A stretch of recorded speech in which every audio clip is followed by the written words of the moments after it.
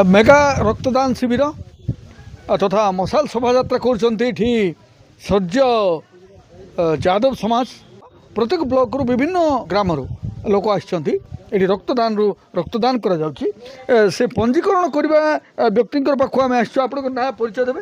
आज्ञा मो ना होछि संबित मिश्र मो ब्लड बैंक रो डीओ पदरे अछि। ब्लड बैंक रे रहउछन्ति त कंट्रोल करछन्ति तार अर्थ मो ब्लड बैंक रो सब जाको रजिस्टर मेंटेन करछि जेति रजिस्टर ऑनलाइन फॉर्म हो कि रजिस्टर मेंटेन करछि। नवरंगपुर मुख्य चिकित्सालय रे ये ब्लड बैंक रे अछन्ति निश्चित भाव रे आमे जानिबा ब्लड बैंक रे केते ब्लड रही पारुछि। आज्ञा ब्लड बैंक रे मिनिमम रहिवा कथा से 7000 रु 6000 यूनिट रहिवा कथा किंतु वर्तमान आम पाखे एतिकी ब्लड परिमाण रहू नाही जो कि पेसेंट किंबा रोगी बहुत हैरान होती थाला से रोचंती थालासेमिया सिकलिन सेल डेलीवरी पेसेंट आउ रोचंती एसएनसीयू वार्ड रो पेसेंट जाऊ सब रोचंती ब्लड रहिवा कथा से ब्लड आम पाखे अवेलेबल वर्तमान नाही। नवरंगपुर जिले में विभिन्न क्षेत्र में विभिन्न जगार विभिन्न स्थिति रे रक्तदान शिविर अनुष्ठित होची विभिन्न जगह क्लोज आपन जिबे कॉलेज को जिबे कॉलेज पर आपन बस स्टैंड को जिबे आपन प्रत्येक एनजीओ अच्छी प्रत्येक संघ अच्छी से माने रक्तदान करछंती तो से रक्त जाउची कुआरे। आज्ञा से सब रक्त सिकलिन सेल को जाउची थैलासेमिया को जाउची प्लस डेलीवरी पेसेंट मन को जाउची जो मान पीपीएच केस जाक ब्लीडिंग केस जाक से जाउची एपीएच केस को जाउची प्लस से जाउची छोट पिला मनकर जंदे 6 वर्ष ऊर्ध्व जो माने रहउचंते 6 वर्ष ऊर्ध्व से मानक पई जाउची छोट पिला मन पई रक्तदान करबाटा महापुण्य। आमे आज केते पंजीकरण हिची आगे आपन एठी आमर ये सरुगुड़े 21 यूनिट कलेक्शन होती बर्तमान पर्यंत सुस्थ सबल लोक देती 50+ उपरे जो मान ओजन थी से सुगर नहांती कि प्रकृत रे जो रक्तदान करा जाउची जो माने रक्त देबाक आछंती सेमानकर ओजन केते हेबा आवश्यकता अछि सेमानकर हृष्टपुष्ट केमती रहिबार आवश्यकता अछि सेमाने की प्रकार देखा जिबार आवश्यकता अछि जो द्वारा कि सेमानकर थारु रक्त आमे संग्रह कर परिबा।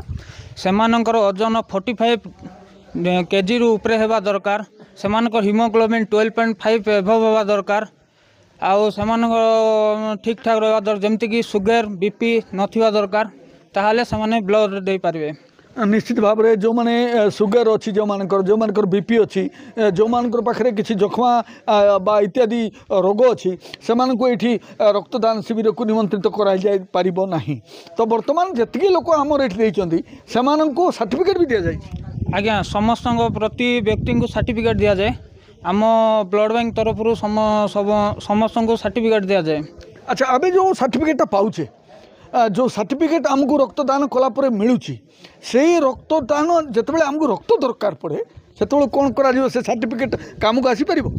आज्ञा आसो जदि ब्लड बैंक रे ब्लड थाए ताहले से सर्टिफिकेट काम रे आसीबो नथिले अन्य प्रकार व्यवस्था करा जिवो तो आपण माने जानतु प्रत्येक लोक रक्त देबार शिखंतु जो द्वारा कि रक्त आज्ञा गोटे सुस्थ सबल लोक जदि 1 यूनिट बा 3 यूनिट बा 2 यूनिट रक्त देई देला तार कौन क्षति हेबो बा जदि क्षति होची तार से रक्त भरण पोषण पुष्टिकरण केते बेले हेबो।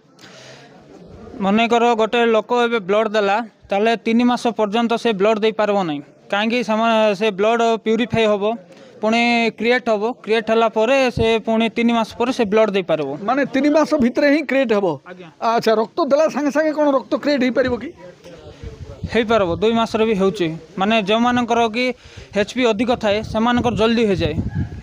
निश्चित भाव में आपण मान दियंतु आमे देलु आपण माने भी दियंतु रक्तदान महापुण्य कारण गोटे मनुष्यर जदि आम जीवन बचाई पारा ताठ बड़ जिन कौन सी आसतु मोर सांगे मुझे सीधा सड़क नहीं जी जो चली जो रक्तदान दि जाऊँगी से आसतु ये रास्ताटा यहाँ बहिर्विभाग आपने देखुं ये बहिर्विभाग को ये बहिर्विभाग सीधा प्रसारण आपन को सीधा सड़क भाव में आम देखू जे किमती भाव में कौ प्रकार भाव में डॉक्टर अच्छा ये डॉक्टर आठी रक्तदान कर बर्तमान आम पाखे अच्छा भाई मैंने अच्छा आम आपण देखू जे ये केमती रक्तदान करा जाउची जड़े सुचिंतक चिंताधारा भितर बंचार मनीष संपर्क को जोड़बार मनीष से आज रक्तदान शिविर को आछंती।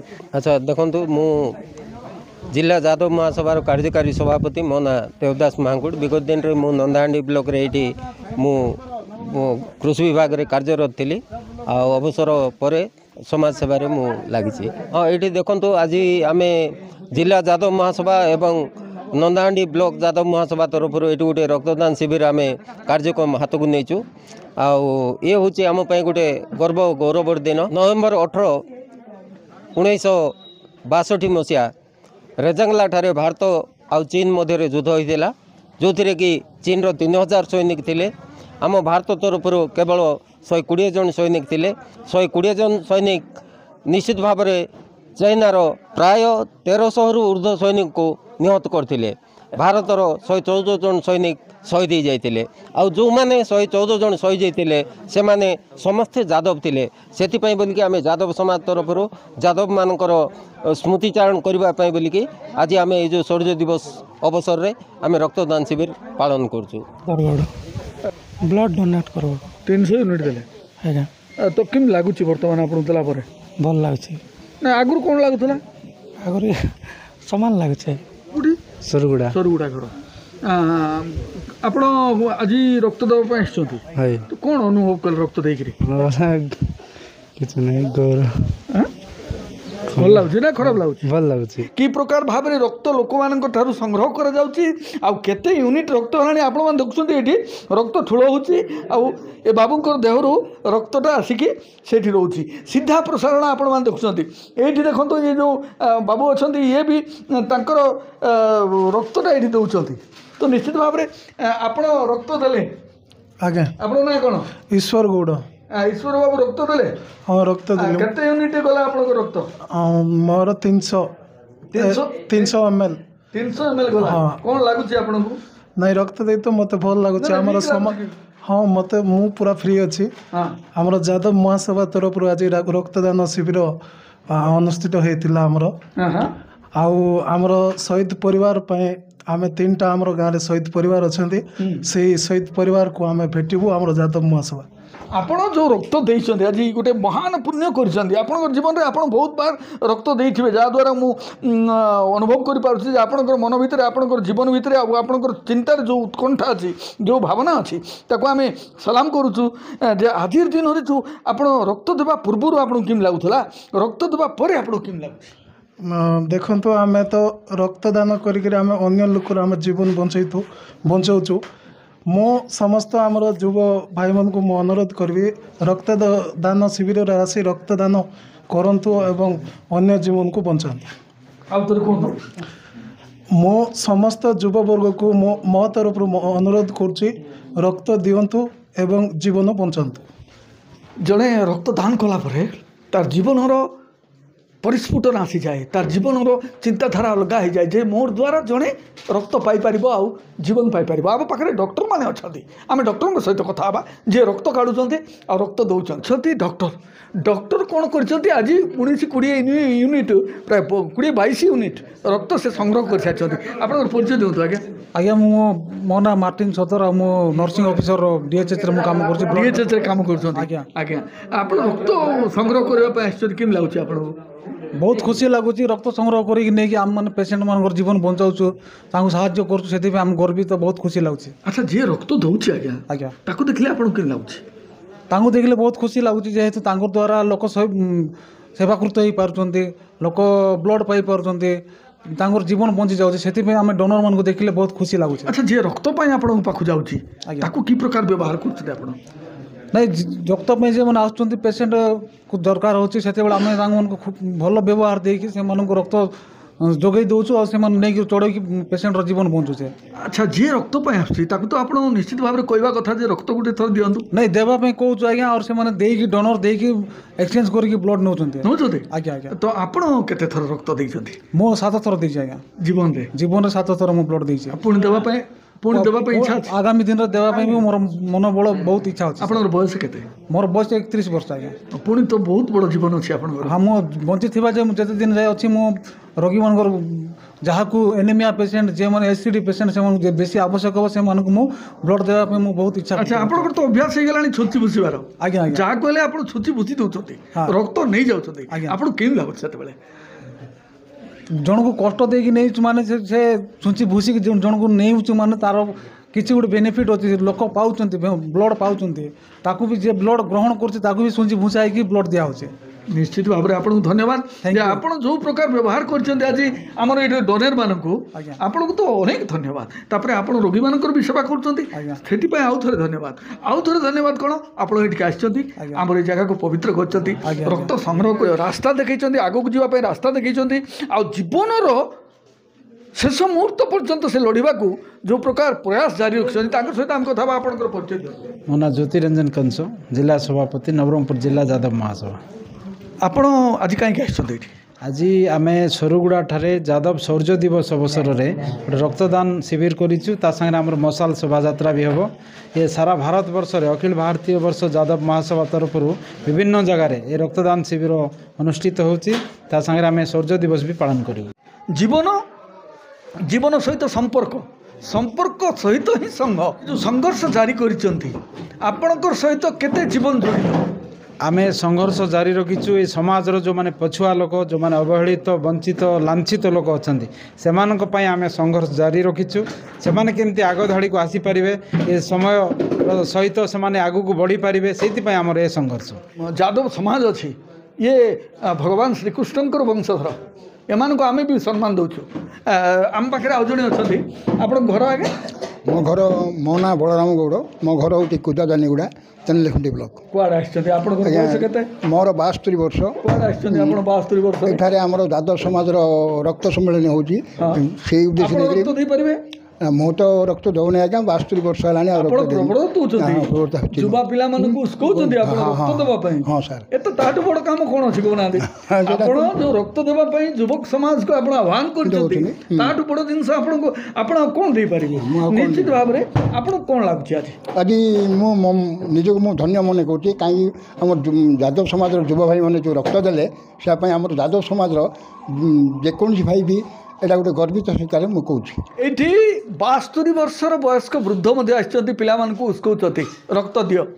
ଆଉ ଏଇଠି ଯାଦବ ସମାଜର ନେତାମାନେ ବି ଆସିଛନ୍ତି ଏମାନେ କହୁଛନ୍ତି ଯେ ରକ୍ତ ଦିଅ। ଆଉ ଏଇଠି ଜଣେ ଯୁବକ ପିଲା ଅଛନ୍ତି ସେ କ'ଣ କହୁଛନ୍ତି ଆମେ ଦେଖିବା। ଆଜ୍ଞା ମୁଁ ନବରଙ୍ଗପୁର ଜିଲ୍ଲା ଯାଦବ ମହାସଭାର ଯୁବ ସଭାପତି ମୋ ନାଁ ନବକିଶୋର ଗୌଡ଼। ଆମେ ପ୍ରତି ମାସରେ ଗୋଟେ ଥର ଆମେ ନବରଙ୍ଗପୁର ଜିଲ୍ଲା ସାରା ବୁଲିକି ଆମେ ବ୍ଲଡ଼ କ୍ୟାମ୍ପ କରୁଛୁ ଯେଉଁଟାକି ଜାତି ଧର୍ମ ବର୍ଣ୍ଣ ନିର୍ବିଶେଷରେ ଆମେ ସମସ୍ତଙ୍କୁ ଅହରହ ଆମେ ରକ୍ତଦାନ କରିକି ଆସୁଛୁ। ଦେଖନ୍ତୁ ଆଜ୍ଞା ଆପଣ ହେଲେ ଗୌଡ଼ ଜାତି ଆଜ୍ଞା ଅନ୍ୟ କିଏ ଆସିବ ସିଏ ଆପଣଙ୍କ ଛୋଟ ଜାତିର ଥିବ ଆପଣଙ୍କ ଅନ୍ୟ ଧର୍ମର ଥିବ ସେମାନଙ୍କର ରକ୍ତ ନେଲେ ଗୌଡ଼ମାନଙ୍କର ରକ୍ତ ଦେହ ଖରାପ ହେଇଯିବନି? କେବେ ନୁହଁ ସେଇଟା ଯିଏ ଭାବୁଛି ଭୁଲ କଥା ଭାବୁଛି। ଆଜି ମଧ୍ୟ 2-3 ଜଣ କହିଲେ ମୋତେ ବହୁତ ଦୁଃଖ ଲାଗିଲା ଆମେ କାହିଁକି ବ୍ଲଡ଼ ଦେବୁ ବୋଲିକି କହିଲେ ଏଇଟା ତ ଗୌଡ଼ ସମାଜ କରୁଛି ଆମେ କାହିଁକି ଦେବୁ। ଆମେ ଆପଣ ଡକ୍ଟରମାନଙ୍କୁ ମଧ୍ୟ ପଚାରନ୍ତୁ ଅହରହ ରାତି ଯେତେଟା 12ଟାରେ ହେଲେ ମଧ୍ୟ ଏଇଟା ତ କ୍ୟାମ୍ପ ଚାଲିଛି ହଠାତ୍ ଆମକୁ ଯିଏ ଫୋନ୍ କଲେ ମଧ୍ୟ ଆମର ଭାଇମାନେ ଯେଉଁ ବ୍ଲକର ହଉ ସେ ଯାଇକି ସାଙ୍ଗେ ସାଙ୍ଗେ ରକ୍ତଦାନ କରି ଆସୁଛନ୍ତି। ମୁଁ ଦେଖିଛି ଯେ ଆପଣଙ୍କର ଯାଦବ ସମାଜରେ ପ୍ରତ୍ୟେକ ସମାଜ ବା ପ୍ରତ୍ୟେକ ସାଧାରଣ ଜନତାଙ୍କର ଠାରୁ ଅଧିକ ରକ୍ତଦାନ କରିବାର ସୁଯୋଗ ପାଇଛନ୍ତି ଯାଦବ ସମାଜର। ଆପଣ ଜଣେ ପ୍ରତିନିଧି ଆପଣ କ'ଣ ଚିନ୍ତା କରୁଛନ୍ତି ଯେ ଆଗାମୀ ଦିନରେ ଆପଣଙ୍କର ଓ ଆପଣଙ୍କର ସପରିବାର ମଧ୍ୟରେ କ'ଣ ଆପଣ ଏ ରକ୍ତଦାନ କରିବାର ଗୋଟେ ଲହେର ସୃଷ୍ଟି କରିବେ ଗୋଟେ ପ୍ରୋତ୍ସାହନ ଦେବେ ଗୋଟେ ଚିନ୍ତାଧାରା ଦେବେ? ଆଜ୍ଞା ଆମେ ଯେଉଁ ଯାଦବ ସମାଜ ତରଫରୁ ରକ୍ତଦାନ ତ କରୁଛୁ କିନ୍ତୁ ଯେଉଁ ଜାଗାରେ ଆମେ ରକ୍ତଦାନ କରିବା ସେଇ ଜାଗାରେ ମନେକର ଆଜି ସରୁଗୁଡ଼ାରେ ରକ୍ତଦାନ କରୁଛୁ ଏଠି ଅନେକ ଭାଇ ଡରୁଛନ୍ତି ରକ୍ତଦାନ କେମିତି ମାନେ ଯେଉଁ ଜାଗାରେ ଗ୍ରାଉଣ୍ଡ ଲେଭେଲରେ ଯଦି ଆମେ ରକ୍ତଦାନ କରିବା ତାଙ୍କର ମନରେ ଗୋଟେ ଭୟ ସୃଷ୍ଟି ଯେଉଁଟା ହେଇଛି ସେଇଟା କମିଯିବ ଆଉ ନିଜେ ସେମାନେ ଯାଇକି ମେଡ଼ିକାଲରେ ଯାଇକି ରକ୍ତଦାନ କରିବେ ମୁଁ ଜଣେ ଡୋନର ବୋଲିକି ଗର୍ବିତ କରିବେ ଜୀବନ ବଞ୍ଚାଇବା ପାଇଁ ସେମାନେ ନିଜେ ଯାଇକି ଯେତେବେଳେ ସ୍ୱ ଇଚ୍ଛାରେ ଯିବେ ସେଥିପାଇଁ ଆମେ ଅହରହ ଯାଦବ ସମାଜ ଚେଷ୍ଟା କରୁଛି ଏଇ ତଳ ସ୍ତରରୁ ଉପସ୍ତର ପର୍ଯ୍ୟନ୍ତ କେମିତି ଆମର ଟିମ୍ ପୁରା ସଜାଗ ଅଛି ଆଉ ପ୍ରତି ମୁହୂର୍ତ୍ତରେ ଆମେ ରକ୍ତଦାନ କରିକି ଆସୁଛୁ। ବଢ଼ିଆ କଥା ବହୁତ ବଢ଼ିଆ କଥା ଆପଣମାନଙ୍କୁ ବହୁତ ବହୁତ ଧନ୍ୟବାଦ ଯେ ଆପଣମାନଙ୍କର ଭଳିଆ ଲୋକ ଯେଉଁମାନେ ଭଗବାନଙ୍କର ଔରସର ଜନ୍ମ ସେଇ ମଣିଷମାନେ ଆପଣମାନେ ବି ପୂଜ୍ୟ। ହେଲେ ଆମେ କହିବା କଥା କ'ଣ ନା ଜଣଙ୍କର ଜୀବନ ବଞ୍ଚାଇବାର ଯେଉଁ ପ୍ରୟାସ ଆପଣମାନେ ଜାରି ରଖିଛନ୍ତି ଏଇଟା ଅହରହ ଚାଲିଥାଉ କିନ୍ତୁ ମୁଁ ଆପଣଙ୍କୁ ଗୋଟେ ନିନ୍ଦା କରିବି।